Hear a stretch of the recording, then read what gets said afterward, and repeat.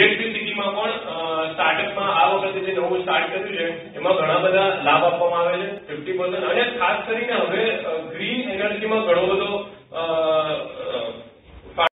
એને પછી કઈ રીતે એક્ઝિક્યુટ કરવું, એને સાથેનો એક્ઝિક્યુશનની સાથે કંપેનિંગ કઈ રીતે કરવું, અવેરનેસ લોકોમાં કઈ રીતે લાવવી, તો આ બાબતે ગવર્મેન્ટ એટલી બધી આગળ છે કે જેટલું પણ ઇનોવેટિવ આવે છે એમાં ઇનોવેટિવમાં ઇવન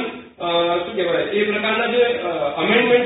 પણ कराया है। एंटरप्रेन्योरशिप असल ये है कि हम सिंपल से इसका ट्रांसलेशन करेंगे तो औद्योगिक साहसिकता है,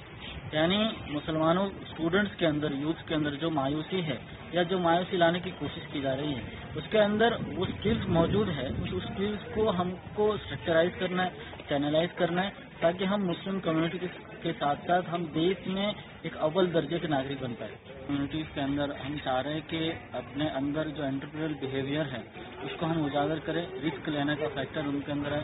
और कम्युनिटी डेवलपमेंट के लिए उनके अंदर कॉन्फिडेंस बिल्डअप हो। इसके लिए हमने आज एंटरप्रेन्योरशिप समिट, स्टेट लेवल का एंटरप्रेन्योरशिप समिट रखा। मैंने काफ़ी सारी चीज़ें यहाँ पर सीखी हैं, जैसे कि